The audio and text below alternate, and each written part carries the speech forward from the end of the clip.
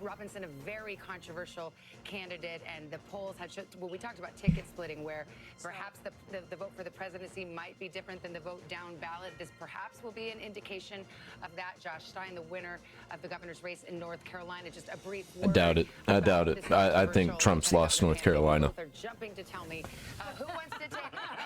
Let me just say one we got 9 more hours to go here. One small thing, which is this, because Kristen will get into, I think, how controversial this Republican gubernatorial candidate was. 9 more hours. Just remember, the ticket splitting piece, this is a state that has ticket split president, governor before. That's it, right? So this, I think... They have a Democratic governor right now, That's Roy exactly Cooper. right. So if somebody's looking at this going, well, the Democratic governor won in North Carolina, doesn't that mean maybe that Vice President Harris is a lock? It does not, and just to throw that out there, this is a state that where Republicans know how to check a Republican for president and a Democrat for governor. But this was a campaign on Mark Robinson's behalf. It was beset by problems. Beset by problems because he was determined that he posted some highly controversial comments on an adult website.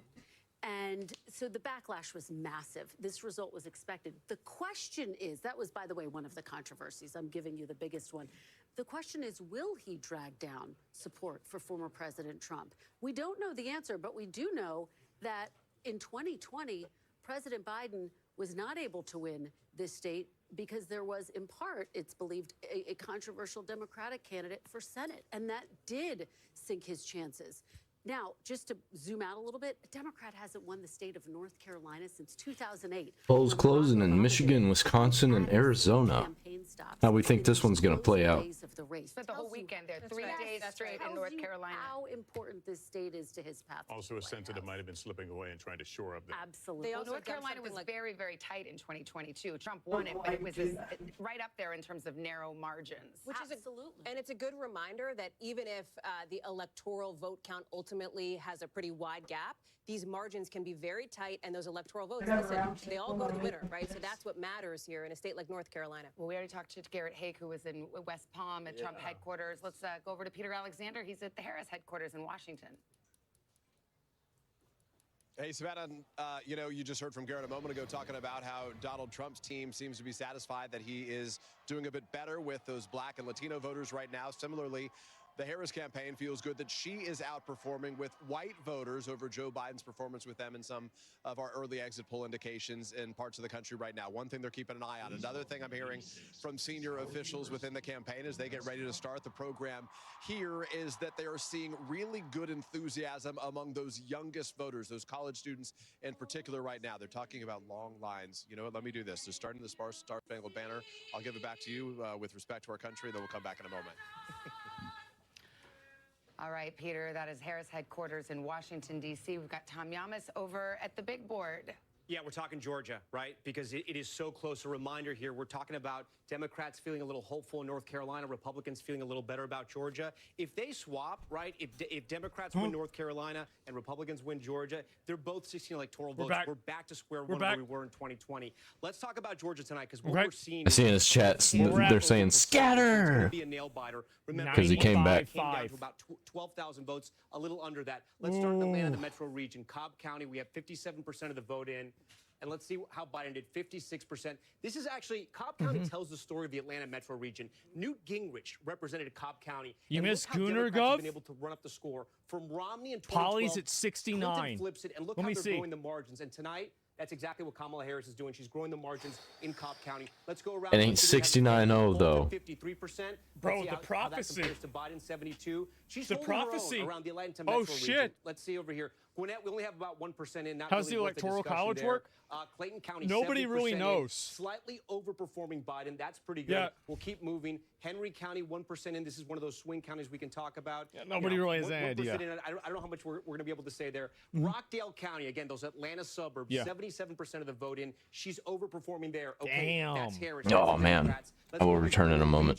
Rabun, 95% in. Trump at 78 in 2020. He's at 78 right now. You can see he's holding his marks. Union County, a little bit lower, but again, he's around the 80% mark where he should be, and overperforming in White County. Again, those are the rural counties. Let's go to Georgia's Black Belt, where they have counties with lots of African-American voters.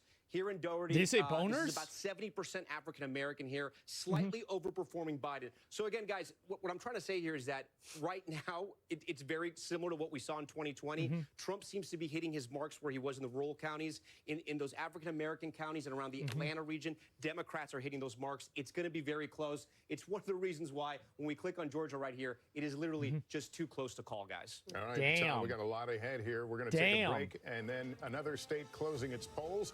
Which candidate will it bring closer to Holy those crucial shit. 270 electoral college votes? We will be right back.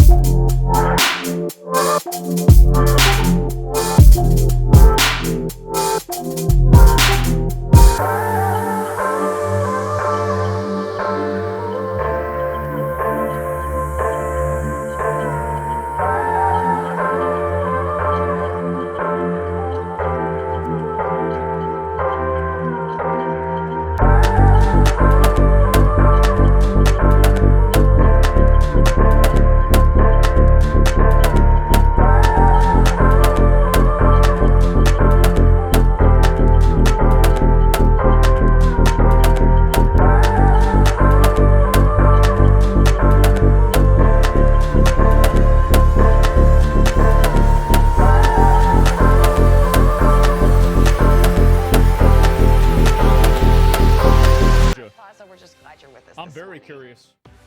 News lives in the I now. think Trump's going to lose It's because of coming at Atlanta. us every second. I do. I think he's going to lose. News is more now.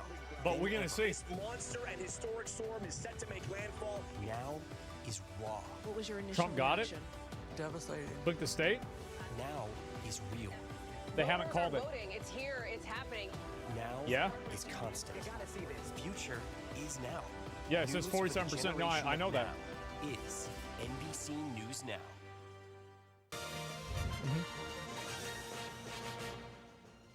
820 in the All right. east, 520 How we in doing? the Let's west. see it. We've got some major battlegrounds close 27 to their polls, 99. and the votes are being counted as we speak. Uh-oh. That's the road to 270, filling out a bit with some predictable wins and losses in this country. But let's go to the battlegrounds. Virginia is too early to call, just Nope. 33% of the vote in. We'll continue to watch it. Ohio. The polls have Oh, they're closed. rigged. It is too early to call, although that once battleground is now more a reliably red state. We'll see how that shakes out. Pennsylvania. Stop me if you've heard Pennsylvania very much during this campaign season. Yeah, It it's may bad. all hinge Yeah, it's real Real bad. bad. For too early to call Donald. there. And in Georgia, Ooh. we have characterized this as We too kinda figured close that, to call. though. So we We were about hoping. halfway We were through the vote hoping. counting there, 50% in. And though you see that margin, Oh, pro-Trump. depending on where the votes are Omega coming Donald from, is it our losing. expectation that right now this vote in Georgia's Oh. 16 electoral votes just too close to call. All right, let's go over to Hallie Jackson with some Uh-oh. new exit polling. I don't know. It might be turning. So Trump this might is be the losing. storyline we're talking about all night, right? We say it, Savannah, Lester, you both Yeah. said it, the battle of the sexes, men versus women. It gets a little bit more complicated at that, but let's start with the gender gap nationally here. And you can see... Yeah, yeah. Who Still cares? So these are exit polls nationally based on gender. What? You can see, obviously, this is just the vote here. Women, 53%, 47% men. Typically what we might see. When you get into vote break, I'm going to ask our team to Let's see pull it. that up. You are seeing that more women are backing Vice President Harris. Wow. More men are backing former President Trump. More What? women, 55% for Harris. Trump, I wonder 43%. why. We'll go to men, and you'll Wonder see why. it flips, No right? That way. red slice of the pie Is it gets because a little they bit bigger for Donald Trump when it vote with comes their to men emotions nationally, and we'll more pull than they that up vote so for you can see policy? it. The other piece of this, though, there's more to it. Right? Same And on when the you get a Trump little side, bit not just deeper in Harris. race and education, that is where this gets really key.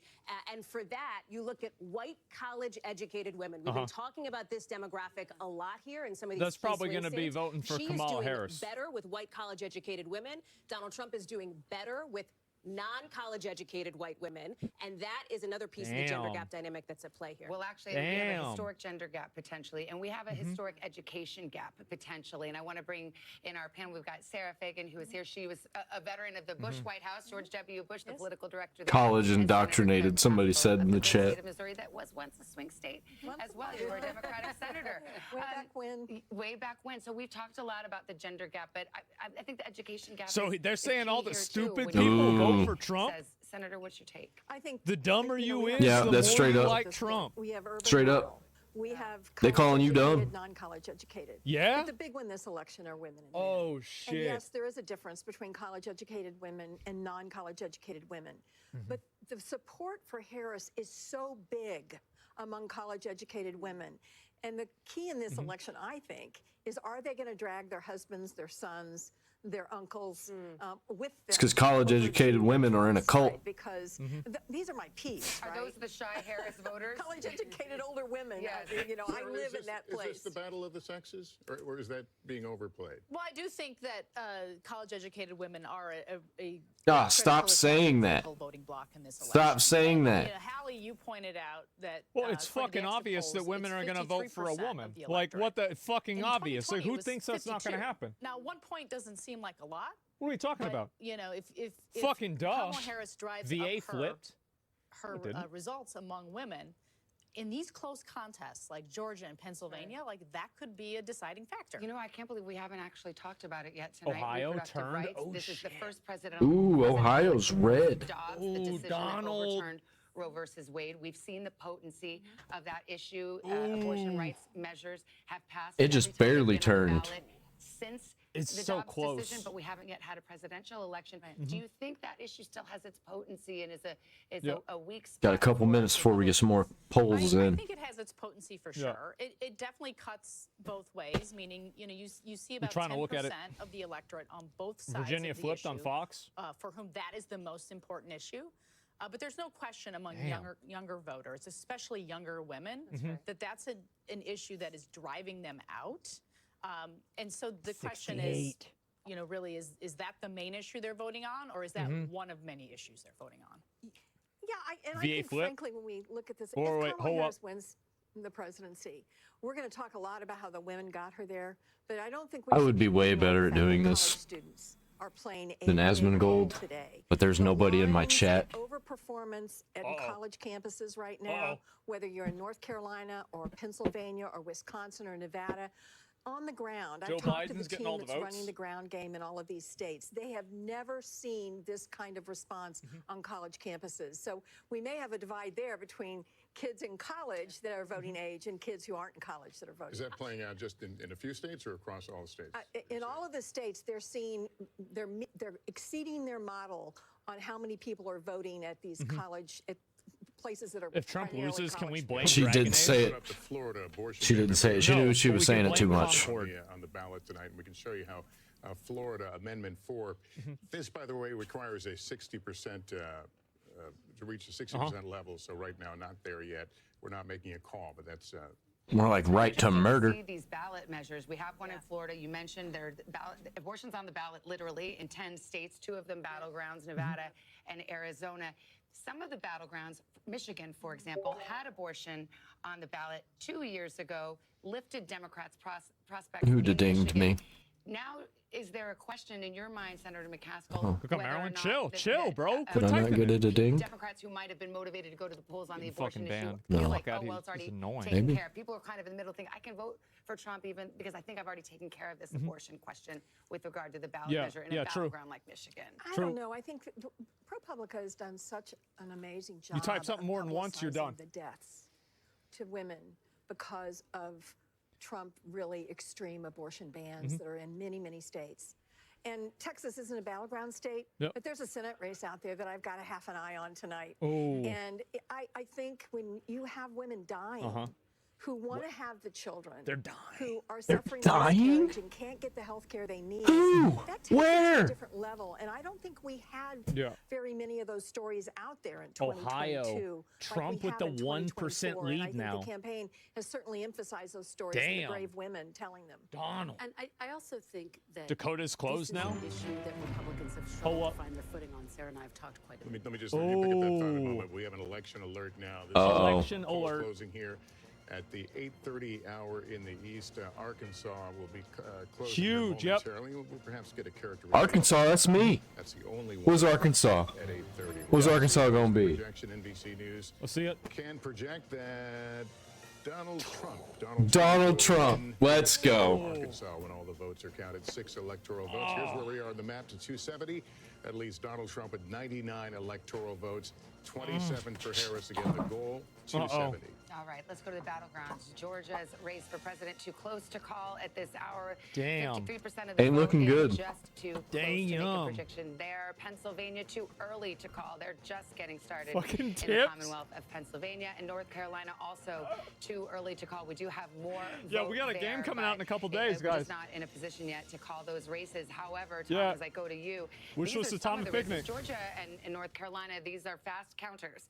And we may be able to Pollen make market a 70 call by the middle of the night. Trump's or the early 105. hours this morning, and that would be quite telling. Yeah, our decision desk guidance Turner. is that Georgia and North Carolina both improving the way they tabulate votes. 101? We should have a projected winner some point tonight. Those will Oh, be the two shit. first battlegrounds that we hope to project and we hope to call at some point earlier tonight. But we'll have to wait and see. We're ready for anything. We could be surprised by anything. I want to talk about Virginia for a little bit, and a caveat here. As Chuck Todd reminded us, Northern Virginia, the suburbs, they do sort of report late. That vote is still coming in, but we still see some troubling signs for Kamala Harris, at least in some This of is these a counties. bloodbath? So Biden was at 61%. 95% of the vote is in, and I just want to Kamala's highlight falling this. off. There's only about 2,800 votes Ouch. remaining, so not a lot of votes going to come in. She's at 56%, Oh. 57%. 61% was where Biden was. As we keep going around, my team flagged another county. Fairfax County, she's doing fine. Prince William, though, underperforming here as well. 80% of the vote is in. Biden was at 62. She's at 58. Kamala needs a Again, these cognitive are test. suburban women, highly educated. Oh, 'cause she's college stupid? degrees, sort of your establishment Democrats. This needs to go along faster. I want to get this presidential election over with. I just want to move on to the next era Again, it's still already. very early. Like We're still this. waiting for all the votes This to is be called snap. in Virginia. An area we watch too is Chesterfield. This is just south of Richmond. African Americans who originally lived in Richmond. Virginia's looking awfully red for it to be switching blue. Swing counties. Biden won in 2020. Trump won it in 2016. So we're keeping an eye on it. And you see, this is where Biden was in 2020. This is where Kamala Harris is tonight, 49.4. But there's only 35% of the vote in. So still a lot of vote to be counted there. So we're going to stay and watch that.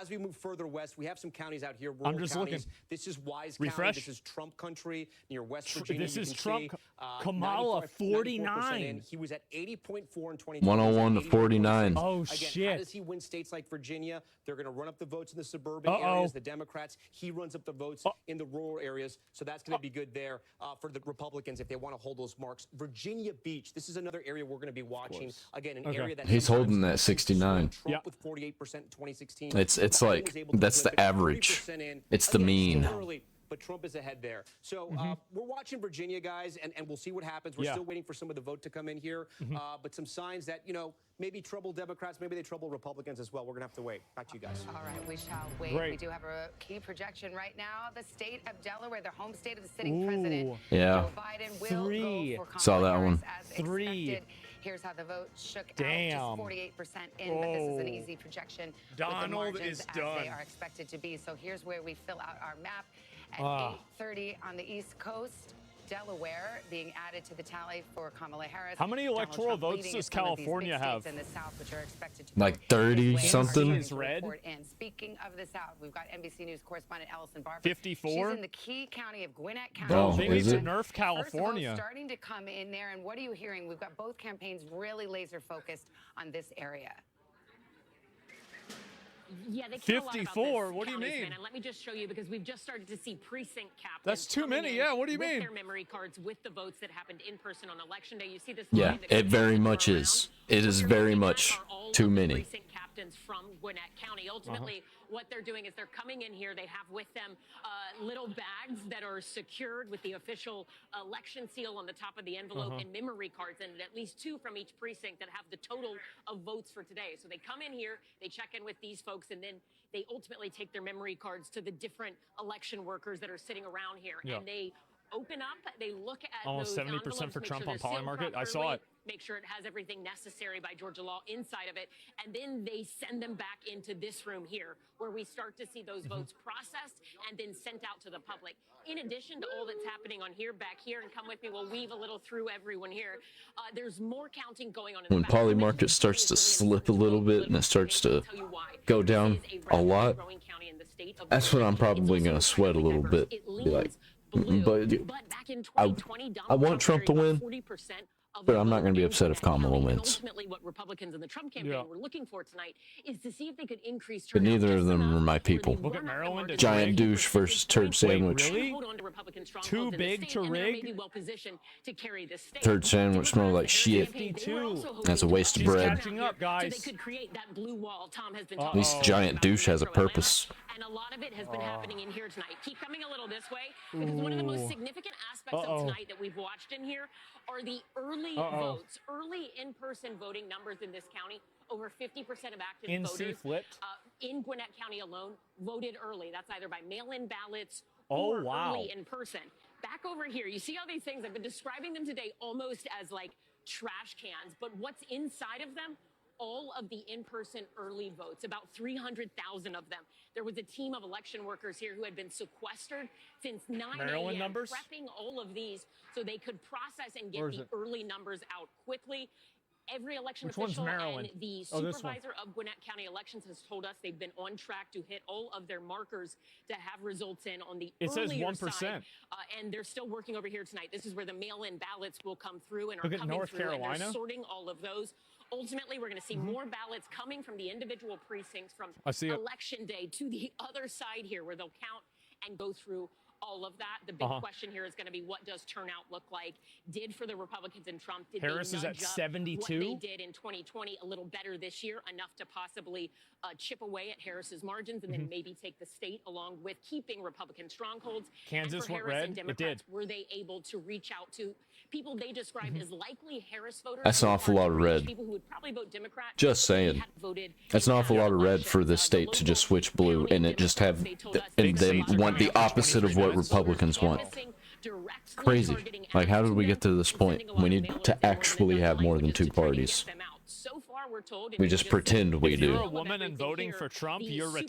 supervisor for Gwinnett County elections, he told us that they are on There it target is. right now to surpass voter turnout compared to 2020 by 6% True. today. They had 70% voter turnout roughly. In All this women county. should have voted for Kamala. All men should have voted for Trump, and we'll really see who's got the power. Republicans and Democrats. Who's better. Exactly what they were hoping to see, but the big question is, how do those votes fall? And remember, 2020, Coulda had we it. saw in the midterms a lot of split ticket voters, Republicans who voted for Republican Governor Brian Kemp, despite Trump saying, hey, that's not somebody I support, and him coming out against him in the midterms, and then voting for the Democratic Senator Raphael Warnock. The question tonight in this county is, could that happen again? And the numbers, at least in terms of the 5 to totality, 30. are inching up past what both campaigns were hoping to see tonight.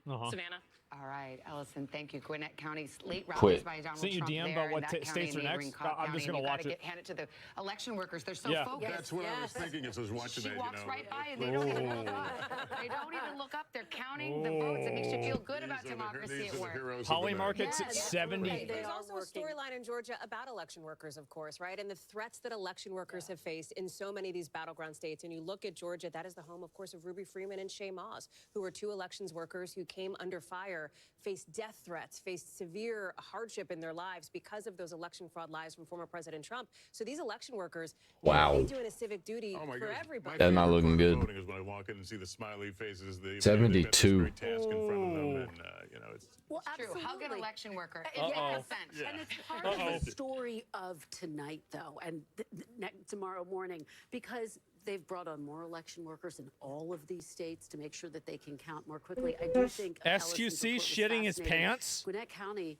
it went for Clinton by 6 points, for Biden by 18 points. It's bad. So this is a county that Democrats have been increasingly eyeing, as have Republicans. Well, we talk about the gender gap as I go to Senator McCaskill and Sarah Fagan. I mean, I mentioned there were Trump rallies in Gwinnett County. One of them was the one where Tucker Carlson, the former Fox News host, talked about daddy's coming home and going to give a little girl a spanking, like, the sheriff's come into town, which is a message that, if you're trying to reach female voters, did he I say don't know that? how the females on this panel feel about that. But that's where that happened. Not good. Don't feel good about that. Not good. I think most women don't feel good about that. But, I come from a state that is very Trump heavy. So I certainly know that there are women out there that have bought what he's selling. I like to say I think there's about a third of the Trump voters that don't believe a word he says, but they really like the idea that their tax cut's going to stay in place, and they think their business interests are going to be better protected with less regulation. And then 2/3 of the Trump Better voters protected in general from criminals. I think that's the biggest thing is criminals, because it's easy to do because they're just letting it happen. Trump would never lie to me. The Donald Trump's campaign about early voting. 71 for him. It's closing. The gap's closing. Oh no. If you look at some of the early vote returns, certainly we saw higher numbers of Republicans voting early. It looks to me like Donald is going ahead with North Carolina. Day voters previously who voted early. Okay, great for the Trump campaign. They banked votes. They can focus on those who haven't voted. So to me, what I'm going to be looking for is his share of the early vote higher than it was in 2020. Democrats dominated. Social media is going to be insufferable if Kamala wins, because Donald Trump in most of these states, women finally won. Not even higher than We're not going back. in any of those states. These targets. It's going to be everywhere. So does he do 42, 43, 44%? In 2020, Can't wait. in the midst of a Can't pandemic, wait. Donald Trump was actively telling people not to vote early or not vote by mail, saying he was suspicious of it. To Lester's point, he changed that tune. Now they're actively encouraging Republican voters to go in and early vote, and Republican voting early is. That's because they cheated and started doing it. Strategic blunder in 2020 to have done that, particularly in a close race. Had he not done that, perhaps he would have won. 100%. Also, everybody knows that. For all the cheating, besides that. In absentee by states. Remember though, there was a line. To be clear, Nothing but Biden votes out of nowhere overnight. Big push this cycle to get voters out to vote early. Is that going to happen again? Trump himself was all over the map on that. You see it at his rallies. He talks about at one rally he would say go out and do it. At another rally he would cast doubt on the validity of ballots that were put in through the mail, et cetera. Some of that likely seeped down to some of his voters in some of these key battleground states, as we heard from talking to voters in some of these battlegrounds. Remember that this is a former president who, over the summer, you look at, let's say, 20 rallies. At 5 of them, he cast doubt on the results of the election even before votes were counted. That ramped up in just the last month. At 14, I hope Trump wins popular vote and the electoral vote. Nobody's got no excuses if he wins. Pennsylvania. North Carolina, Georgia, way ahead. And Pennsylvania are counting All right, votes let's see it. now. Yeah, and we're getting ready for poll closings in places like Nebraska. And Nebraska could be the key to it all. And I know what you're saying, Nebraska? Yes. So when you look at our beautiful map here, you What do see you the mean? maps. What do you mean, Nebraska? Nebraska's fucking cool. That aren't colored in. And then Nebraska and Maine, they have this kind of Where's Waldo effect. When we hit it, here's why. Nebraska and Maine, they both give out their electors a little differently, their electoral votes. If you win the popular vote, you get 2 in Nebraska, and then they give them by congressional district as well. Trump is going to win 2 of the congressional districts, most likely, in the popular vote. But Congressional District 2, CD2 in Nebraska, is a battleground district. And the entire election, I say, could come down to this. Let me explain why. So let's take you to Nebraska and show you where CD2 is. It's essentially the city of Omaha, right? I'm going to draw it for you and then show you the congressional district. It's the city of Omaha, a little bit of Saunders, and then a little bit of Sarpy as well. I should say all of Saunders as well. That's essentially the way it looks, right? I'm going to give you the congressional map so we can cut it out a little more. So this right here, that's Congressional District 2. It's a swing district, as I said. 2016, Trump wins by 6,000 votes. In 2020, Biden wins by 20,000 votes. So why is it important? Because if we come down to that scenario where it's 269, 269, Savannah, I gamed that out. It's going to come down to Nebraska, too. So every vote does matter. It matters so much that we spoke to people in Omaha asking them about what this campaign was like. They say they've never seen anything like it. They've been inundated with ads saying on the television, on the radio, people calling them, unlike anything they've ever seen before. Again, it likely won't come down to Nebraska, too, but it might, and that's why every vote matters. Again, Omaha, the biggest area of Nebraska, fastest growing area, and tonight we'll be watching it. Tom, you promised me you would not raise the specter of the 269 to 269. It could happen. We're ready for it. It could happen. The Constitution has provisions for it, but can we just all agree? I almost guarantee it's going to be straight up. Is that Okay. Chuck Todd's head exploding? Sorry, I Yeah, was looking at some perhaps other it is, stuff. but you know, it's interesting. Trump to is see ahead that in the these are popular such vote by contested 3 races, million. And it's actually nice to see. I think we've Jesus. divided our country so much into red and blue. It's 3 nice million. to see that once you get on a county by county level, all of these states That is crazy. Yeah, they're not California's coming. No, monolithic. There's when more to it, California and gets we still counted, do live right next that to number will each other. change.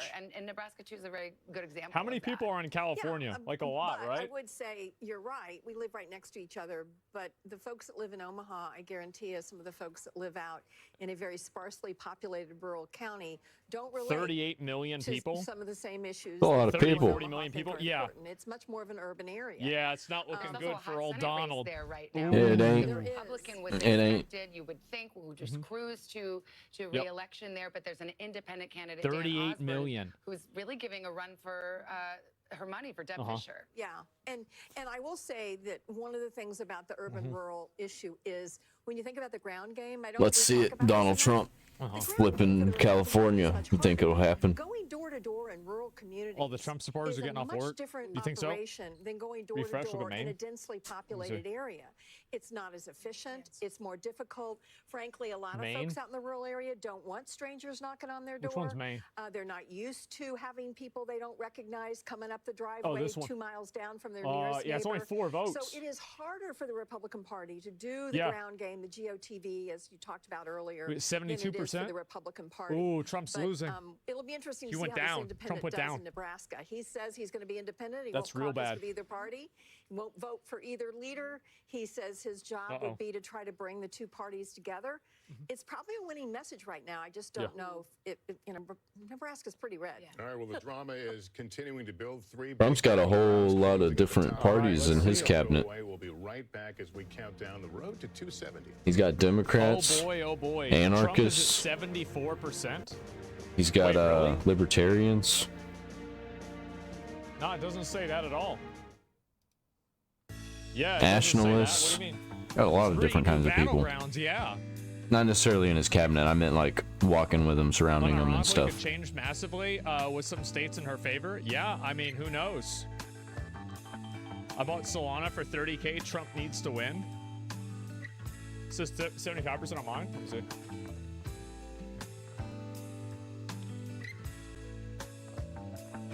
Yeah. Yeah, it's still 71 to me. Maybe it'll update soon. It just hasn't yet, though. Let me go back to it. 3 new battlegrounds, 8 new dungeons, 6 new zones. Wow. Never seen that before. All right, what does everybody else got going Texas on? is ahead by 400,000. That's a Yeah, lot. Texas is gonna be red. That's an ass load. No doubt about that.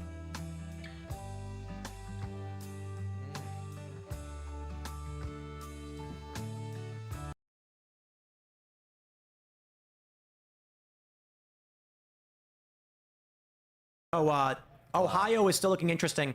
Why is Ohio leaning blue? That's weird. Well, it's just who's reporting. With 37% reporting, Trump has been closing the gap. So 50.3% for Kamala Harris to 49% for Donald Trump, with only 37% in, and it just turned red right now. It just turned red. Trump has just jumped ahead to 51.1. Now Kamala Harris is 48.1. I'm willing to bet Decision Desk is going to change his chance of winning even higher now in just a moment. They're projecting 282 votes for Trump to win. The needle. Let's go. Currently has Harris's popular vote chance at 0.8. Her estimate is less. Wow. And it's looking like look at this, man. PA is skewing Republican, Nevada Republican, North Carolina Republican, Arizona, Georgia. The only two states with a Harris edge are Wisconsin and Michigan. And I got to be honest, I ain't even confident for her in that regard. Michigan currently has 8% in, and she's at 56% to 41. But we're largely looking at Detroit. We do have Eaton County, and we've got Oakland, and we've got Washtenaw, and that is just outside of Detroit, outside of Wayne County. Counted Detroit. So right now, hey, look, man. We all remember when Donald Trump was winning on election night in 2020. So yeah, we're going to go to bed. We're going to wake up and they're going to be like, oh, actually, no, Kamala won. I'm hearing that Mark Halpern just said that Wisconsin is not looking good for Democrats at all. So that could be. I don't think I'm going to bed. 0% in. We got 13% in PA. I think I'm going to stay up and wait. And as soon as it happens, I'm going live. Philadelphia. So we're not seeing the rural counties yet. So I don't. No, I'm talking about Wisconsin. No, I know. I know. PA. For Wisconsin, I know that Trump's internal polling, they were also saying it was great news for Donald Trump. So they were looking at that, thinking it was going towards Trump. Uh-oh, Kansas is blue. Hey, you guys, what percentage of this is just for in-person voting today instead of the ballots? I think there is some data. We mentioned this. Some of the data is mail-in voting that's already been counted. Yeah. So don't know for sure.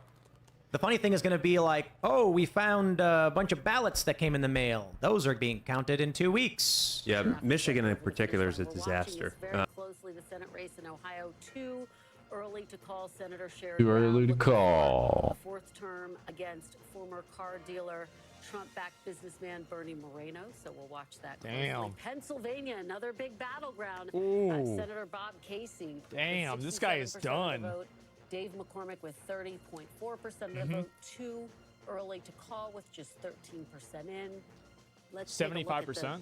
big picture here. Again, Y'all really want me to Republicans update have this? now picked up one Whoa. seat for the Senate at this hour. 42 to 33. We'll continue to watch. Ladies and gentlemen, I think Trump's going to win. The Republicans need 2 seats, and this is a I think vote Trump's that is gonna very win. difficult for Democrats to hold on Check to the their Senate Senate. races. They're on defense in a lot of these states. Yeah, and the reason for that is likely Montana. This is a pickup that Republicans feel very confident about. They think they'll be able to get. I will tell you that Ohio Wow. Senate race being too early to call is interesting. I talked with one Senate Republican source who said, Don't know what that number meant, but it was a big number. they would have loved to have had that in the bag, these 2-seat pickups earlier in the night, Savannah. But we'll wait and see how this one goes. Okay, we are just coming up the top of the hour. We're going to have some All major right. battleground Yeah, it's poll 8 more closings minutes. coming up. And With we Michigan continue to come. and Yeah. Wisconsin, Arizona, all Yeah, coming let's up. see so it. this is the drama beginning to clearly build right now. The votes are being counted, and again, we'll get those closings here very shortly. Let's check back into the Trump has presidential been race on the accused road of to rape, 270. sexual assault, sexual harassment, including non-consensual kissing or groping by at least 25 women.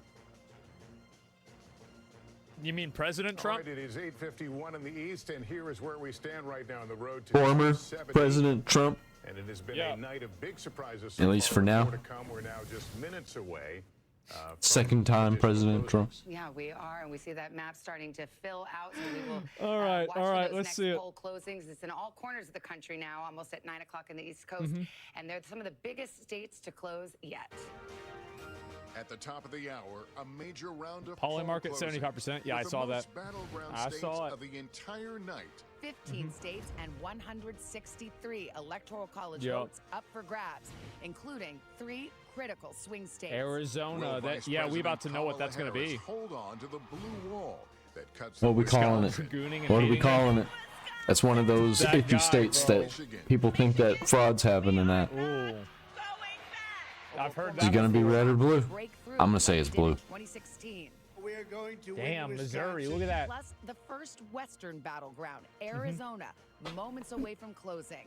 A very big hello, Arizona. Hey, We guys, love you, Arizona. remember, if she wins, you're going to have to listen to her for 8 more years. On every front.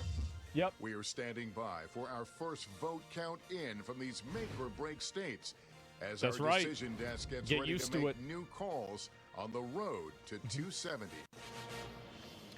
Many votes to be counted, battlegrounds all coming in. Michigan has 15 electoral votes up for grabs, a key state, and Jesse Kirsch in Detroit for us today. Jesse, the polls are just How's it about looking? to close, moments away. What do you expect? What are you hearing? All right, let's see it. Yeah, so Savannah, statewide, they close at 9 p.m. Eastern, but here in Detroit, in the East Coast time zone, The polls have been closed for almost an hour. You can see this. I'm leaving the ballot drop box country is if she sealed becomes off here. president. However, despite all of that, we're going to move down the block here. This is the I'm city not. elections office. And what we've got going on here is people who have been in line. I'm just gonna well go to past when bed the and polls wake up officially and closed to continue stream tomorrow, registering and to vote. everything's And gonna be the inside, same. It appears we do still have some people Yep. in that line. Yeah. We had people telling us they'd waited in line. McDonald's for might cost $4 $2 more. Told us that she almost got out of line because of that duration, dealing with logistics as well as just waiting to be able to register to vote, but was ultimately able to do so. Someone else told us that they got out of line because of the wait. If people got in line by 8 p.m. Eastern time and they closed the doors here at that time, people were going to be allowed to go through the registration process, and it seems people are still going through that at this hour. This is a traditional Democratic If Kamala wins, we'll stronghold, have the more city of Detroit. DEI. However, when we've spoken to GOP operatives in the Yeah. state, they tell us that they see 100%. People will be celebrating, putting it in their games and movies with celebration. Traditionally, Republican voters toward the vice president. We will have a clearer answer as those results start coming in. Yeah, we're at about to 9 find out. p.m. Eastern. Savannah, back to you. And we'll get a better idea about turnout, too, which is all important for the Harris campaign in Detroit and also those collar counties. Well, we want to switch over. Let's go to Arizona, the Mountain West. Polls closed. Gotti Schwartz, they're outside of polling place. Have you seen a lot of crowds? True. Yeah, polls close in about 6 minutes here. This is the end of the line, and this is about a 60 to 70 minute wait here. So you got That's a bit. the people that are at the end That's of the a line while. right now. Mittens, go on. 400 people in front of I'll let you out in a minute. Go on. Go lay A down. lot of MAGA hats here talking about the gender divide. Gender divide is If very Trump much wins, in we'll have play Project here at 2025. Arizona State University, and there's been so much talk about low propensity voters. He One said of the he's things gonna that do we've it. been noticing here and talking to students about Yeah, is he said, the involvement of fraternities. Normally, he said it was a great fraternities, idea. He's going to they do may everything in not Project be 2025. organizing and may not be turning out to vote as much as you'd expect, but here He at said the it's a ASU good campus, start. It does seem like the fraternities have been involved in turning out the vote, and those that we've In been 5 talking to minutes. say that they are turning out for A base? President Donald Trump.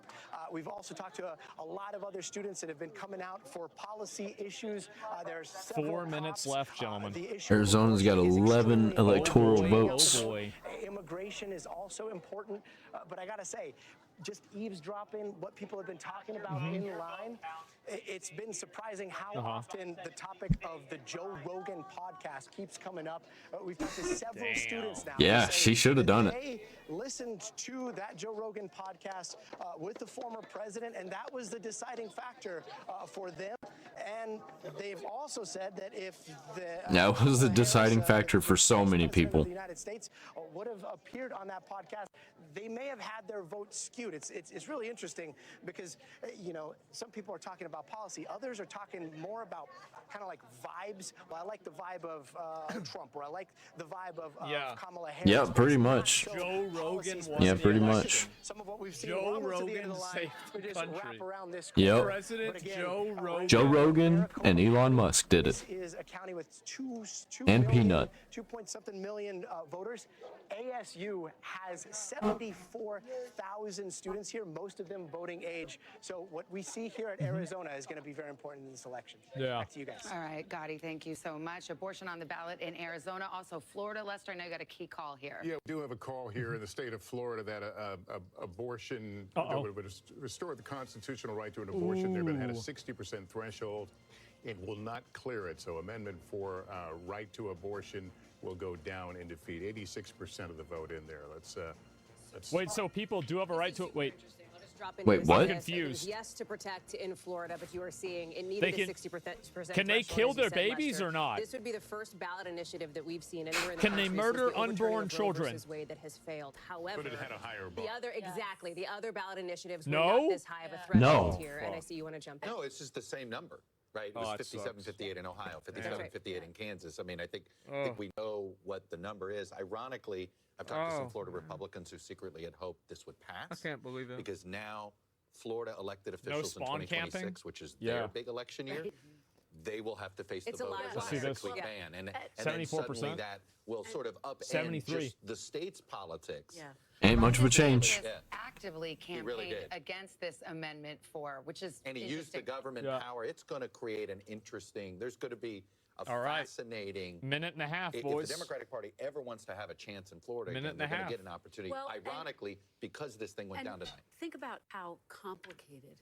this was for former President Trump. I asked him about this. He said, How many "It votes went does too Jill far." Stein have? And then he was asked about it repeatedly throughout the course of this campaign. Well, how are you going to vote on this? And he was 158,000. shifting his positions in the weeks leading up to this very vote. So I don't care about none of this stuff. I just want to know who wins so I can just say, hey, I was right. Has Republicans in That's knots more than and me. Donald Trump in knots, and now it You lives know? to see another day in Florida. That's more than And me. this is why the vice president and her team It's have more been than pushing Kanye. on this issue. It is on the ballot as well in Arizona and Nevada. Trump orbit folks that I'm talking to think that there is a likelihood of perhaps ticket splitters in those states, people who will back these abortion ballot initiatives, but Yeah. who will also back former President Trump. But you have seen the vice president hammer this in the state of Georgia. She went to the state of Texas, which nobody really We thinks lost is because going of to Squirrel. flip blue in the presidential race. Do you but she guys wanted think to use Peanut it as a stage influenced to the highlight election? that state's Yep. controversial restrictive abortion law. I She do. did it in Georgia I think with people Amber last Furman, minute voted because of the peanut situation. she is concerned about. We don't have a ton of time because we're coming up on a poll closing. Yeah. But in Iowa, whose polls are going to close, there was a late election poll. Iowa just had a very restrictive abortion ban passed. I think a lot of people did it for the meme too. They were like, you know what? This is the thing that pushed me over the edge.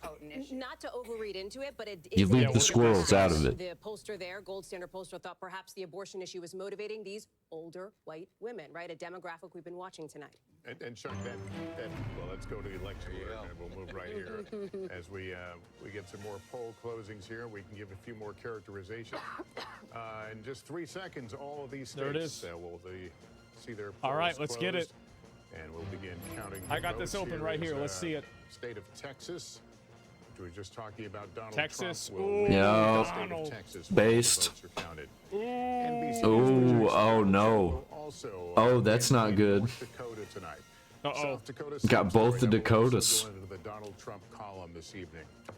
We move to the state of Wyoming? Oh, just reds all around. The projected winner in Wyoming. Here's the map. The road to 270 now getting interesting. 154 for Donald Trump, 30 for Kamala Harris. Wait.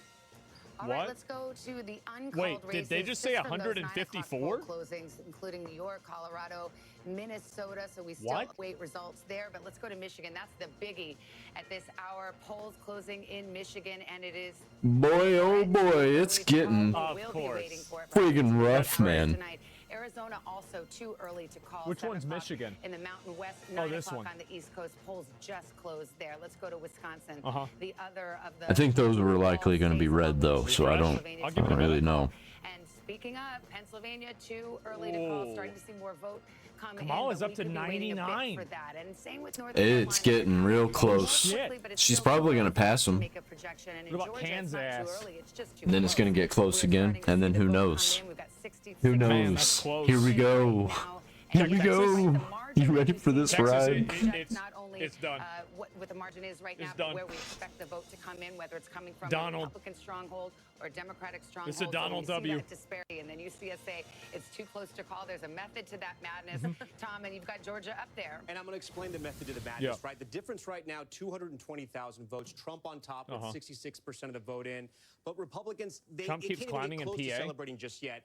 These sort of Does he? UFO objects we have Climbing circling up what? Georgia right now. This is Yeah, the I mean, winning vote. yeah. And the bigger that bubble, that means the more vote that He's is climbing out. upstairs and she's climbing up a ladder. Is in the Atlanta metro region. Remember I told you guys earlier that about Refresh? 50% of the vote is going to come from this area right here. The election is essentially won or Ooh, lost in the Wyoming. Atlanta metro region because the margins are so close. Every vote Damn, matters. 0%, but because the they margins already are so called it for close, him. Trump runs up that rural vote. They're the like, yeah, of Democrats course. run up the urban vote. They run up the suburban counties around Atlanta as well. Let's take a look. Let's see how Atlanta and the surrounding counties are looking, the ring counties. Cobb County. Cobb County, 77% of the vote is in.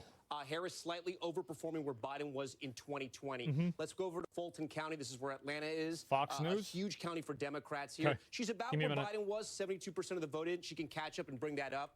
Gwinnett County, again, these are the counties that Clinton flipped in 2016, and they just got bluer and bluer. And you can see what's happening here. 16% I'm gonna of the try vote and is find in, it. but she's at 60. Biden was at 58. Let's keep going around here. Douglas County, 84% in. Damn, Here I we don't know go. where the Harris link is. overperforming in that county. County will come a little further out. Oh, it's down Rockdale at the County bottom? will That's kinda move a annoying. little out the suburbs, the exurbs, if you That's will. annoying. It's got at the bottom. 69%. It's Look got at what Harris Trump is tonight. already at 74%. 178. She's running up that vote Look in at the Atlanta that. metro region. If Donald she at can keep that momentum 178. going, she could possibly take the state of Georgia. But again, we got to wait and see. I want to see how Trump is doing in some of his rural counties. 78%, 95% of the vote is in. So 78% in 2020. He's at 78 right now. Let me go to a neighboring Towns County right here. 8180. And then in Union, 8180. He seems to be. Yeah, I got to stay off of X because like Yeah, he gonna get Georgia. Swing counties, if you will. people saw that Texas was blue, How'd she win?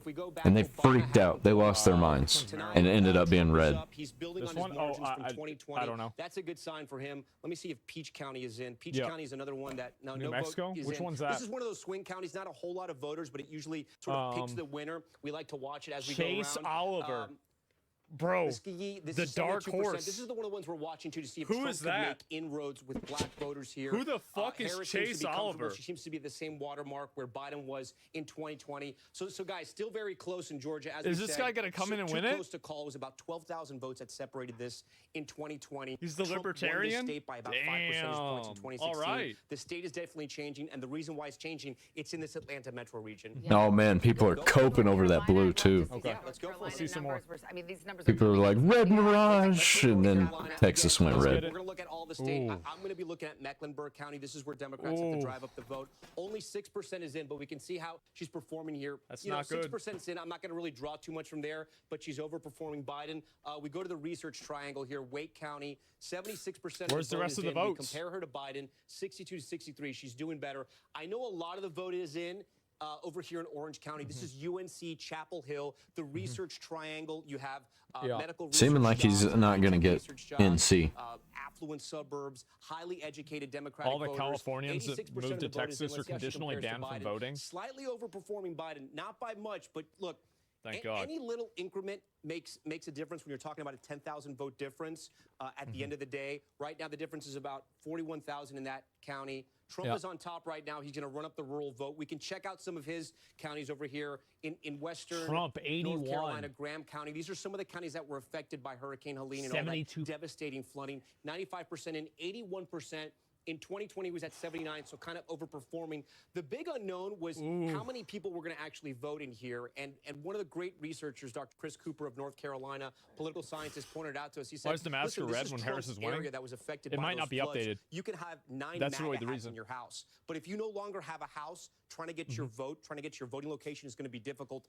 They were so concerned about this area that What was the numbers again? I need to see it. so you could actually Need to see vote it. in What other was the counties numbers? if you couldn't vote in your own county. It looks like turnout's okay. We heard that from Sam Brock. Asheville is that blue dot in the sea of red in North Carolina. Again, 154 to 30. 5% of the vote there in Buncombe County. Biden was at 59. We got a lot of blue left to Again, go any too. advantage she has in the counties where Biden was doing well or won, and she's hitting higher marks. Democrats are going to love that news, but there's still a lot of the vote is out. 76% in Wake, like we said. Let me see Jeez. where else in the state that we're still waiting on vote, because there are a lot of rural counties. Listen, What's it's right Fox now, News saying? let me go to the entire state. So 41% 113 of the to vote is in. 178. Look at this giant circle around Charlotte. 113 to Charlotte, 178. vote, Mecklenburg County. It's a county that is Check majority Nebraska. minority, right? Mostly black and Hispanic. And there's It's the still blue a lot one. of the vote there. That could be Donald. a very good sign for Democrats tonight. Donald. But some of the vote is out, like in these Yep. rural counties right here. If we Kamala look at Harris Johnson got more County, votes, but just Donald outside just, of you know, Raleigh, we're just gonna give it to him connected that. anyway. I'm actually kind of curious, even though only 8% Yep. is in here. This was a county that they were looking at to see if Democrats could Yeah, make even though he inroads got there. less votes, looks it to doesn't be about matter. the He still same, wins. Only 8% in, guys. But we're going to keep a close eye Yeah. on North Carolina Just the way as it is. more of this map gets filled out. All right, so here's where we are, 7 minutes after 9 o'clock in the East Coast. Polls have closed now of 6 of 7 battleground states. That's just Still the way it waiting, is. Obviously, for the 7th. Hallie, you heard the numbers. This Break is so it down dumb. how we're Yeah. viewing it through the lens Okay. of the through the exit. Welcome to American polls. elections, ladies and gentlemen. These numbers don't get finalized until closer to Thanksgiving, right? So we don't want to overread into them, but they are an indication of where things stand. And what I'm looking at, given Exit that polls have polls. just closed now in the rest of the blue wall states, Michigan and Wisconsin. Here's something interesting. Look at the youth vote here. This is a little tricky to look at, but I'm going to walk you through it. Michigan. Look at Vice President Kamala Harris. She's Wisconsin- winning which one's- younger voters under the the fuck age is of 30 in Wisconsin? Wisconsin, but Donald Trump is right on her heels there with 47%. He is actually Oh. winning winning younger voters in Michigan, 51% Damn. to 46%. And if you take a look even further into this, you can see that he is. I don't know nothing about tracking, but I know something about feeling, and I just got a feeling. That's a double-digit increase. It's more than a feeling. It's more than a It's a similar story in feeling. Michigan. And I will also tell you, it is a similar story in Pennsylvania as well. You see the Michigan numbers here. Similar story in Pennsylvania as well when it comes to young voters. Now, we've been doing a lot of counterpoint tonight, so let me fill you in as I walk back to the desk. One of the counterpoints here is in Michigan and Wisconsin, Vice President Harris is doing better with older Somebody voters, said Destiny than she tweeted. was relative to 2020. So there's He says some it's interesting over. I'm dynamics at calling play. it. Harris We wins. saw Gotti Schwartz in Arizona on the campus of Oh, Arizona State shit. University, which gives me personal pain Bro. as a graduate of the University of Arizona. But I mean, he may be in ground zero of this very thing that Destiny's a moron, though. Why would you listen to him? young male voters, which That's it, the it's Trump done. campaign worked Yep. very hard to turn out, are responding. Destiny accordingly. said it Some of them must be talked about true. his Joe Rogan podcast. Yep. He's can't never say I'm wrong. a regular listener to it, but he endorsed on the eve of the election. That's right. And that was extremely influential. It could be very influential. And remember, in some of these states, you have same-day voter registration. And who takes the Ohio most for advantage Trump? of it? Younger voters. That's right. You know, it was interesting. A lot of Democrats were very optimistic about some of their chances in some of the in the big Midwestern states for House. Oh, Senate, that's and looking quite a bit. presidency because It's looking like it's quite a bit. the Ann Arbor kids are going to vote in Michigan this time in 2020. They voted in their home state. I think Ohio might flip, and I think that's one that they said they needed. And that this time they were all going to actually be in the Because of the battleground pandemic, states. they were home. The pandemic, they were home and more dispersed. Obviously, a big chunk of Michigan voters are Texas, from so they're Michigan, calling it for University of Michigan Texas votes for already? Michigan, but there's quite a few that aren't. Damn. I thought they already did. Democrats thought that Hawaii could be a for secret Trump. weapon for them. Wait, what? If the young men are pulling for No way. Trump, then it's not as much. Well, the Lahaina thing, that kind of pissed a lot of people off. Folks, let's not I could see it going red. bigger among young young voters Young than men any v. other young age group. And then we've seen as Laura Jarrett joins the table here, and I know you're looking into some of the If legal Trump wins, issues, can he but be also considered a following woman ballot beater? referenda, No, he can including be the considered a abortion two-time measure woman beater. That needed a 60% approval, didn't quite get their 57%. Stop so it two went women down from being to defeat president. in Florida, but to carry on True. the conversation, True. women have been highly motivated by this issue of reproductive rights. Women of all ages motivated, young and old. And The obviously, two-time. it didn't work in Florida, but the threshold was higher there. And we are still looking at a number of states, including places like Arizona, Missouri, Nebraska, South Dakota, all of which would change the right to an abortion to be enshrined in the Constitution, not something that you could take away easily. Once it's there, it can't just be wiped away when the change of legislature happens. And in those cases, it's a much different situation where you have to just get over a 50% threshold. And so it'll be interesting to see whether they can carry the ballot initiatives in those states, even if the former president is going to win in some of We've those. Nebraska's seen these going ballot blue? measures, Let me pro-abortion see. ballot measures, even in very red No states, way. can sometimes pass It's red. with 56, 57% Nope. of the vote, which, by the way, is what they got in Florida. There has been a significant shift in the Why electorate. are if these women exit allowed to polls vote? Bear out to what we see right now into how people feel about abortion rights and abortion access since 4 Beats years me. ago. I would suspect that Some it's people in the largely past entirely probably because of the made overturning of Roe versus mistakes. Wade. In 2020, 51% of Can't people take 'em back felt now. abortion It's should be been legal too in all of long. those cases. You know what it is now? People will cry about 66%. That is a human significant rights jump. and civility. Quickly, We're gonna go back refresh. to a second, but I believe we have another call to make, and this is in the state of Mississippi. NBC News now projects that Donald Trump will take all 6 electoral Saw that votes coming, though. to win in Damn. Mississippi. Damn. There is the breakdown right now, 21,000 Which one's vote Mississippi? difference, This one? 10% in, but again, Donald Trump, the projected winner in 6%. Mississippi. Here's the map. Here's where it leaves us in the road to 270. Donald Trump well out in front with 160. Kamala Harris now with 30. That's quite a lead, but we got a lot of blue states to get to. I assume you have good sources inside the campaign. What are you hearing? Oh, Greetings, everyone. It's good to see you. So, what I am hearing is that Democrats writ large in all Ted of the Cruz battleground won states, re-election? party chairs, folks, Really? in the campaigns, but Did he? also the organizers on the ground. They're feeling encouraged by what they're seeing from college. Let's go, candidates Ted Cruz, I specifically. guess. In Wisconsin, for example, in the 3rd congressional district, there are 2 Blind large college Ted. campuses in that state, and as one individual in Wisconsin told me, that they could. They all lie, so I don't know what the difference is. In Philadelphia, the turnout in Philly specifically has surprised some Democrats. Well, Trump's going to win Wisconsin. D.C., New York. Trump is ramping in Pennsylvania. Of strategists, organizers, even some donors, and they all went down and knocked doors in Pennsylvania, in the Philadelphia area, and Philadelphia suburbs. Well, the numbers coming out of places like Temple University, where the lines were so long, people were standing in lines for 3 hours, college campus, they had to add more voting machines. They were not expecting that, Democrats particularly in Pennsylvania, so they're encouraged, what I'm told, by the raw data, emphasis on the raw data they're seeing. So they don't want to speak out of turn, but they feel all right. Let me see this. Simone, what is worrying the Harris camp right now? Ooh, 71. Looking at it from the other end of the glass. Well, the lines are very long, and they want people to stay in line, Lester. I'm told that actually in Pennsylvania specifically, if you're voting for my candidate, stay in line. If you're not, go home. Encouraging them to stay in line, so the organizers are out there with the phones saying, "Hey, so and so is on the line." There are concerts actually happening.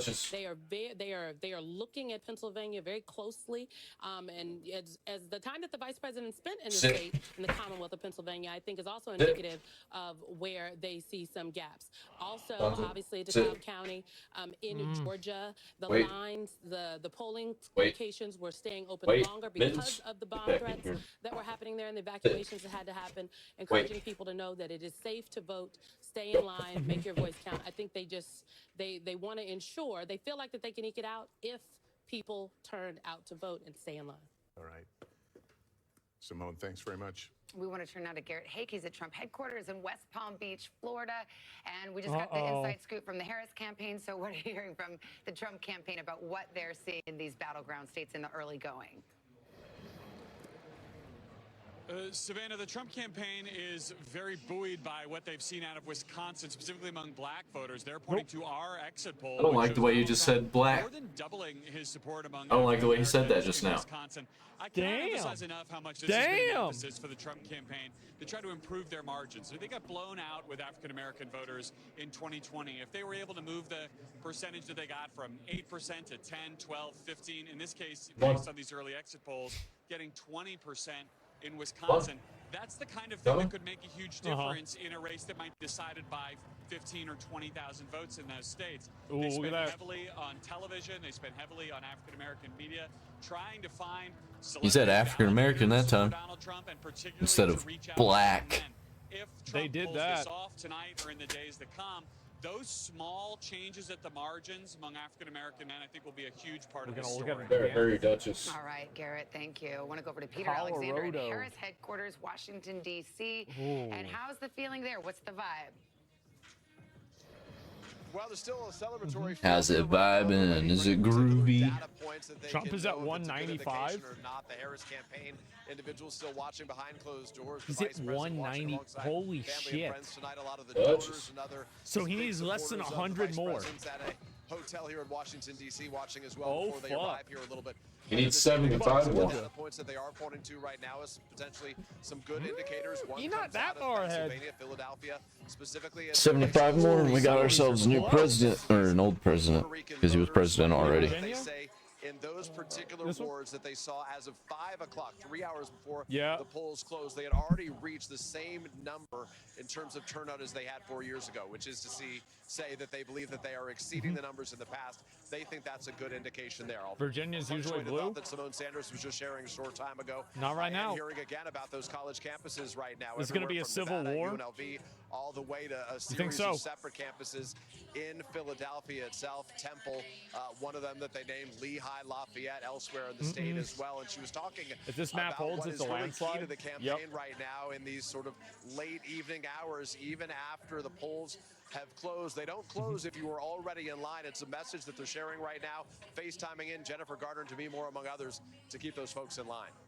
All right, Peter. Simone was making that point a moment ago about it. They can keep them. It would be really funny, like you can keep them in line if after Jennifer the Diddy list gets announced, Trump tries to push it to happen. There. We've got all of the people that like rallied against him. Map at home, you can add Louisiana there. Puts Just 22% of the vote counted, but again, the margin expected to be rather large. So here's the map for those watching at home. The South, of course, reliably red for Donald Trump. That's right. And You at this put your early political hour, opponents in he's jail far now. out in front, but we await those key battleground Yeah, states. bro, And I like think the we've got debate, like we don't do Tom that. over there talking Yeah, the great Saddam state of style. Well, Ohio, no. former battleground. Semi-battleground, right? We That's got too exit much. poll data out of Ohio as well. 17 electoral votes, about Mm-hmm. 55% of the vote is in. Trump is on top by about 266,000 votes. I want you to remember that number. Write it down if you can. I know it's kind of a big number, 266,000. The reason why I want to highlight that difference, because when we punch up Ohio here, so that's the spread, 287. It just changed. That's how fast voting data is coming in. Again, you know I love going to this. The remaining vote that's there. Again, here's the issue. The remaining votes in the Democratic counties like Franklin, which is Columbus, Cuyahoga, Cleveland. Look at the numbers. It's an awful lot of red, man. Look how many votes are still out. It's a lot of red, my guy. 7,000. She's on My top by dude. 71%. Let's see how she did compared to Biden 4 years ago. 66%. So Ooh, she's overperforming she's doing better. Cuyahoga, and there's still a lot of that vote that's out. Let's go down to Franklin County. It holds the capital of Ohio, Columbus. 68%.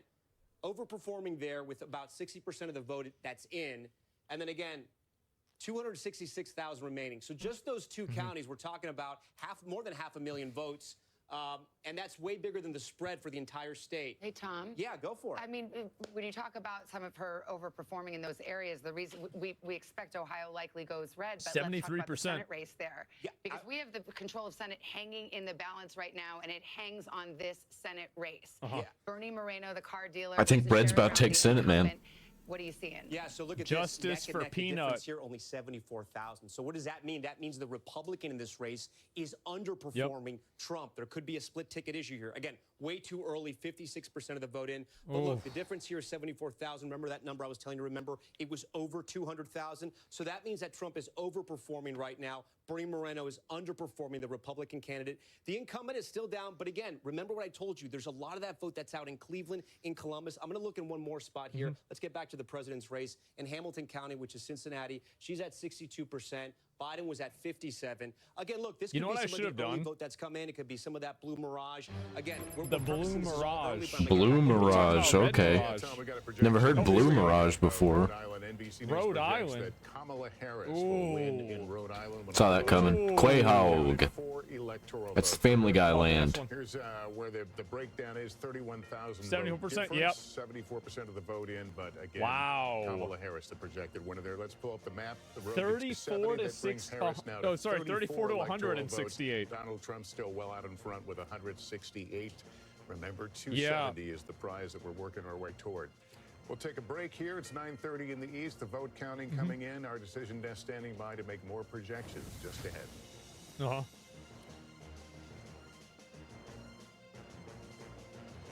Damn close. Yeah, it is. This is a prime example of the res.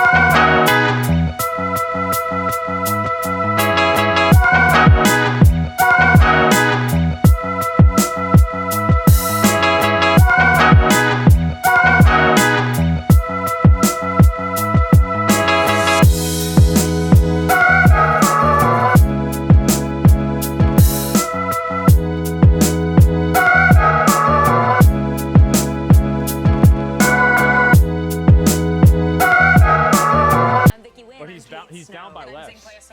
What's happening around the world? Israel's military is building up there along the border. And what matters here at home? New numbers are out today showing more encouraging signs for our economy. Let's zero in on exercise. We know we're supposed Look at the popular to be doing vote. it. What does it do for Trump our is health? ahead What with popular needs vote to by 3 change for million. social media to be a safer place? Is he still? News Daily. Yeah. Weekdays from 12 to 4 on Okay. NBC News Now. Nice to have you along with us, whether you're at home or on our Yep. plaza. We're just glad you're with us this morning.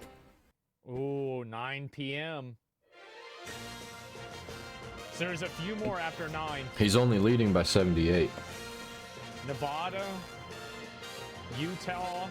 Half of that Arizona. made up by California. Who do you think will win? I said Trump's going to win for Welcome back months. on this election night. The road to 270. Yeah. You can see Donald Trump out front with 168 to 34 for Kamala Harris. Let's show you how we can characterize some of the states right now. These are states that haven't been called. Do you think Trump's going to leave our NATO? Characterization on that is it's too early to call. More than half the vote in there as well. Let's look at Ohio. We're speaking that a moment ago. 17 electoral votes, not considered to be a battleground, Ooh. nonetheless. We look at it, that's too early to call right now. Also, Colorado, too early to call. Kamala Harris For sure. leading now with over 100,000 votes. Donald In ahead by Iowa, a million in Kamala Texas. Harris, God damn. Donald Trump, that is too early to call as well. Let's go over to Tom Yamas Ooh. right now, who can give us a little Some bit of these are breakdown really on the close. path Like to 270. Virginia, Clearly, this at shit is point, real they're both close. wide open. Yeah, still very early so Look far. at Alaska. No big surprises. Yeah, nobody If you're gives a watching fuck. at How many home, you people can are in find your Alaska? state Like here. We've 7? already given Who some. cares? We've projected some states for former President Trump, some for the vice president, and still so many, the bulk of states right there in the middle. Can't And see still that, so many Asmon. people still voting along the West Coast in places like Hawaii and Alaska as well. Let's remind you and walk you through the paths that each candidate hopes to take to get to the White House. Let's start with Rest in Vice peace, President Kamala Peanut. Harris. We'll click her in 34. here. Get to 2024. This is the predetermined map Uh-oh. of how the states voted in 2020, and then the 7 battlegrounds that will be decided tonight. So her easiest path is Pennsylvania, Michigan, Wisconsin. She holds that blue wall. If she can do that, she gets to 270. Where's she at? If she's having a very rough night and she loses Ooh. Pennsylvania, loses Michigan, loses Wisconsin, she has other paths, but she does have a Sun Belt path where if she can flip North Carolina, hold Georgia, hold Arizona, She's and losing, get like- Nevada, hold it yeah. once again, she gets her as well. That path, though, would give Democrats Pennsylvania's hard close now? Let me palpitations. see. As far as former President Trump, his No, it's not. easiest route, just think of the east side. He holds East side. Pennsylvania. I'm sorry, he flips Pennsylvania. He holds North Carolina. Oh. He flips Georgia back. He gets to 270. But if That's he can't it? win Pennsylvania, he has to win somewhere else in the blue wall. Damn. He has to break through the blue wall. That's the main difference between I think his he will. path and the vice president's path. There's I a think he'll path do for it. her, even though she doesn't win any of these I think he'll big do it. Midwest states. But for him, he has to win one of them. If he wins Michigan and he holds, he flips North Carolina, holds Georgia, he can win any of these 2 out west, either Nevada or Arizona, put him over the top. But if he can only win Wisconsin, I'm going to take Nevada away. He has to win Arizona to get to 272. So you can see it's going to be a long night for us. But every Oh, that's state not what I meant to leads do. to a domino effect, if you will. Yeah. And that's one of the reasons why we were watching Ohio, because if he were not to win a state like Ohio, which he won the last 2 presidential elections, his whole map changes. Bounce back to you. Well, right now, so far tonight, we haven't had any big shockers. Well, he won Ohio. But let's talk about Pennsylvania. There's a reason that the campaigns spent more money there, spent more time there. It may well, at the end of this night, or perhaps it will be Saturday morning, like in 2020, it will all come down to Pennsylvania. It very well could come down to Pennsylvania. 19 electoral votes. It is the We about to biggest find out. Trump won battleground NC? prize out there. Where's and NC? part of why we're watching states like Ohio so closely, like North Carolina, Oh, as well, North particularly in Carolina. the suburbs, is to test. Oh, how he's those definitely counties ahead. It doesn't show that he's winning on mine yet. Pennsylvania, Michael. Remember, President Biden won Pennsylvania not because he won the Philadelphia No, it County doesn't have area, it yet. but because he was able to really I don't have drive it up yet. the vote among white working class voters in those collar counties. One more point just to mention as we watch all of these returns come in. When President Biden was at the top of the ticket, a state like North Carolina was see out Polly of reach Market. for Democrats. 73? The fact that we're talking about it right now, the fact that there's been so much play in North Carolina that from We're winning the spent House. so much time there in recent I say days we. underscores the Red. fact I'm that on they red team right tried now. to open more paths, and we'll have to see if that winning House, Senate, and president right now. Much about the Gaza war in Gaza and how that might affect the Governor results. I think it definitely demoralized Also Kamala red. Harris voters. Michigan, are we getting any read there at all? Well, listen, it's going to be something that matters, right? Because we saw that uncommitted vote. We know there's an Arab American population in largely Wayne County. It's only about 2% of the population, but it could be potentially significant here. You saw Vice President Harris, as she was on the campaign trail just in the last few days here, begin her rally speech, one of them in Michigan, by referencing, of course, Israel, Gaza, what was happening. She doesn't typically start off her campaign speeches, her stump speech that way. She's been heckled at times. That's right. She has again and again, she has faced down protesters who heckle. She typically says something along the lines of, "You have a right to be heard, so do I," and I'm speaking now, which is a line that she's become sort of known for at this point. But the other piece of this, too, when you look at this, Michigan is a place, it's going to be critical for her, as Tom has just laid out in the map. It is also the place where she started this shift in the last few days on her closing argument, moving away from this idea that Donald Trump was sort of looming large as this threat to democracy, this ominous shadow hanging over America, and shifting away from saying his name at all, calling him the other guy, trying to make him seem small, unserious, Lester. All right, we have another call. And that was not good. That helps Trump. State of New York. Not necessarily a surprise, but NBC News projects that New York will. Kamala Harris is the projected winner. I'll get this out. Projected winner in New York, and yeah, you see the vote difference. Damn. I saw that coming. That must have been all the contractors that he scammed in New York over 30 years. They must have all They must have all voted against him. With 62 now. Let's continue this conversation about Yeah. Michigan, about young voters, because this issue They're that probably you pissed raised, about that, right? Israel, this is a very potent issue with young voters, with the many students, and we see Kamala Harris struggling with that. We've seen ads by they were the ones that, yeah, true. Michigan They were the trying ones that killed Peanut. Bring up that kind of dissent that is going on. It's very interesting. In the primary, there was an uncommitted vote, sort of a protest vote against President Biden. 100,000 people voted uncommitted in the primary. The margin in 2020 was 154,000. So this is a constituency that very much matters. Absolutely. And with young voters right now, we just had Hallie, you brought this up on the data wall a little bit ago. Trump is leading young voters. And again, that gender gap is playing out right here. It's large with voters under 30. Of men, 59% going for Trump, 39% going for Harris. Women, 54% Harris, no way. 44% Trump. He's continuing to close those margins. The other thing that's interesting. No, bro. Wisconsin's red right now. 52,000 person campus, University of Michigan. Back in 2016, Trump only won by about 11,000 votes. On that campus, I actually anecdotally heard students energizing other students by saying, if only a fifth more of this campus were to have come out, it could have made a difference. So what does that look like right now? Who does that mean did better on those campuses if we start to see those margins be eat away at? And you'll recall back in 2016, sorry, Hallie, you'll recall in 2016, Hillary Clinton, when she did the postmortem of her campaign, the criticism was Michigan's getting awfully close. in Michigan. And so what we've seen from the Harris campaign is she has been there. And Trump has certainly been there as well. He closed out his campaign there. And so the Democrats have tried to learn from the mistakes of the past.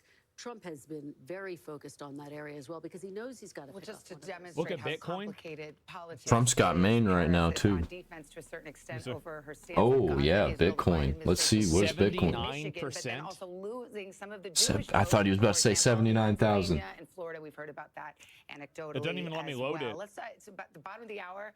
We can do some race Damn, checks here. it's You going up mentioned by a Michigan. bit. Well, let's put it up there. Let's see what we've got in terms of results and the votes. It's almost at 73K. In Michigan, one of those key Midwest Michigan. battlegrounds. It is too early to call. That's just about a little over 10% of the vote, but now you've got an eye on what we've got 77 there. Trump. Hour ago, way too early to call there. It may well be days before we're able to call that one. Wisconsin, another in the industrial Midwest, too early to call. Just starting to get the votes counted. Maybe days before we can call that We've one. heard it before. It may all come down to Pennsylvania, and it is too early to call, but we're about 30% that's a lot. of the vote there. North Carolina, also too early to call at this hour. And staying down south in the Sunbelt state of Georgia, which President Biden carried 4 years ago, and former President Trump badly wants to get back into that red column. That is that too 77% close to call betting at this numbers? hour. Yeah. So here is the road to 270. Damn, That is 62 to the magic 168. number that a candidate needs to win the White House, and that is where we are in the early going. I always wonder what it looks like from the other side, from the candidates, when they're doing the same thing we are, essentially, pulling up these numbers, trying to weed through them, trying to figure out where you can be optimistic, you know, when you don't have the pressure of people looking at you. You want a fun fact? Fun fact alert? We love it. The last election 100 was decided left. in 4 states by 100 left. approximately 79, 80,000 voters. It's quite a bit, actually, Those voters in that he Cowboy needs. Stadium. Wow. Okay. Your homework, girl. Let me tell you, Wow. that is a good. That's My a good husband's nugget. going to be very mad at me that I didn't brought say up the Eagles Cowboys. Stadium, but it wasn't the right number for the stadium. I tried. You stick with any stadium you want. Yeah, have you got next to polls? He's sad about the link. Yeah, I do. And this is a more broad look at the issues that voters say are important to them. As we're What's this? Really well. Republicans were doing really well. Stay online. Don't get offline and vote. Make sure you get through on and the vote. internet. We're gonna have a big victory tonight. We are online, Republicans were boys. doing really well. Stay I'm here. online. I'm online. I don't know what the fuck. Like, I mean, couldn't you just retake that and say the right word? I don't know. Ain't got time for that. Instructions unclear. He's a busy man. Put a little asterisk next to that. We're going to talk about that more in Hold just the a second. line. Second here, 31% of voters say the economy is the most important issue to them. That is typically what we would see in other elections. It's what we've seen in the past. I would also note that just because a candidate leads on the top issue doesn't mean that they would win the election. Abortion is right there at 14%. Immigration trailing at 11%. And why do I bring that up? That was key to former President Trump's close. When you look at the vote breaks for this, which just means who people supported when they said this was their top issue, on state of democracy, voters Kamala getting quite a bit ahead of so she Trump leads in on that Pennsylvania. issue. More people who said that democracy was their most important thing backed Kamala Harris Yeah, than no did shit, Donald because Trump. of January She is also 6th. leading on abortion Duh. as well. It's the flip when you look at economy and immigration. More people who said Fucking that the obviously. economy or immigration were their There's most only important 6 issues, states right now that are former projected to turn President Trump. red. That is All not the rest of altogether them are shocking, right? Those projected to issues, turn economy, blue. Inflation, immigration. It largely tracks with what we have Seven, been seeing over seven, the my course of bad. many months since Kamala Harris got into this race in public polling. But here's what's interesting, and let me walk back to the desk with you to talk through some of these democracy issues here. This is a funny question, state of democracy, because there are Republicans who believe that the state of democracy is an existential threat, largely because of the election fraud lies that Donald Trump talks about. There are Democrats Excuse me? who believe that the state of democracy is under threat because of former President Trump himself if he were to be back in office. So this is a tricky one. It's not like it cuts obviously one way or the other. So there's some unpacking. It's to sitting that. at 78. What is the In state what? of democracy? That's exactly It would right. probably be better framed as what do you think the state of the country is? Do you think that this is a high stakes election?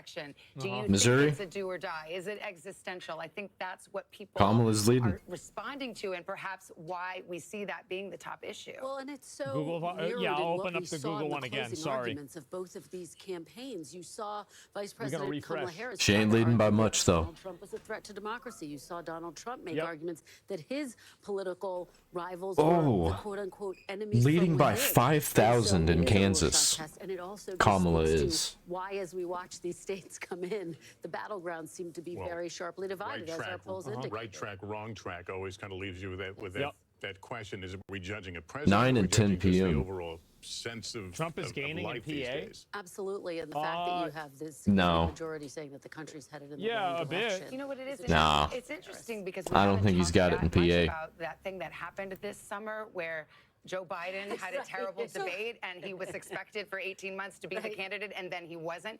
Do we have any indication in any of these early numbers how Kamala Harris is performing compared to how he may have performed? I mean, it's a I was hypothetical. going to say favorability is probably what gets us there most I'd say closely. Kamala I don't Harris think we is have those doing graphics better. ready to pull up, but Joe Biden, if my memory serves, is something at like 41% Yeah. favorable based in exit polls, which was a question that was asked. She It's is not at even a something like, question. I want to say 48%, so she is, or 49%. She's outpacing where both Joe I wanna Biden see her and lap Donald him Trump by were. But 100. Savannah, I'm so glad you brought this up. We called Delaware like an I don't hour think ago, that's gonna right? happen. Joe Biden's home state, and it made me I think think she's gonna about win maybe what a by, like, different race this would look like. 15, how different 20. tonight would look if Joe Biden were still on the ticket. Vice President Yes? Harris Okay. has done this thing where she's tried to both distance herself from President Biden. She told me in our interview just a couple of weeks ago, Joe Biden is not on the ticket. Like, I am the one who is running on the Democratic ticket, which she's right. She is on the top of the ticket.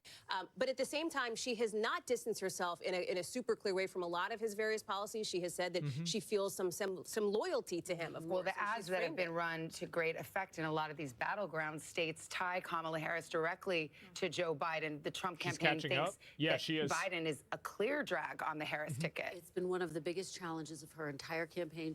She gonna stay like that though? Tally has been asked That's over bullshit. and over again. How Kamala will Harris you got a govern 0% differently in the than primary. President Joe Biden? She She would struggled have never to had answer a that chance in if it part, wasn't I'm for told, being because on personally Biden's she ticket. did not want to betray him, but it Yeah, has bro, been she got something kicked that's out been a so challenge fast. for She her. also cited, I think it was your interview, she cited history, the fact that Let's be typically real. vice presidents, don't.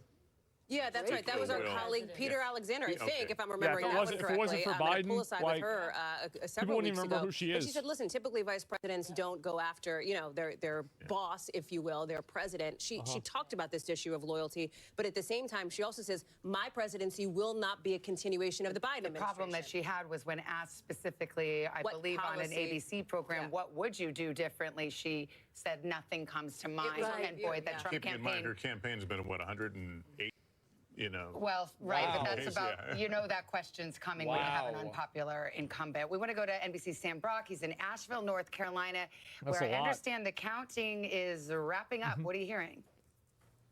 Were they at? Savannah, it's done. Look, I have it fresh off the presses right here from Buncombe County. The official results are in. First of all, they had a 73.69% turnout, which is almost their record high. It was 78 back in 2020. But considering everything that happened in Western North Carolina about a month ago, this is extraordinary. And the results are almost exactly the same as they were 4 years ago as well. It was 60-38 in favor of Kamala Harris for this county, which is about 140,000 votes. It was 59-38 back in 2020. This was not, however, your grandmother's democracy process being sort of a fly on the wall to watch all this happen. Walk with me here for a second. So these are the tabulations that came out. These receipts, guys, were so long. They were strewn across this entire table. I watched as the board went through line item by line. Yeah, I don't care about none of this stuff. I just care about the election results. All this stuff is just filler content. They're all holding from each of the 80 precincts these thick orange cases that have flash drives in them. Bobby, who I'm told has been here with Buncombe County for generations, a 70-something-year-old woman, takes the flash drive out, comes in here and brings it into this room. In the room, it's unencrypted, and so they actually get the data up there and they upload it directly to the county site and then to the state site from this room, and then all of the day of votes get tabulated over in these machines. Fascinating to watch. It is actually now done. Let me send it back to you. All right, Sam, thank you very much. We've got a projection to tell you about the state of Illinois. Kamala Harris, as expected, takes it. Kamala so that's Harris. A Midwest hold for Kamala Harris and the Democrats. Let's look at the 40%. breakdown here. No, it's Chicago took it.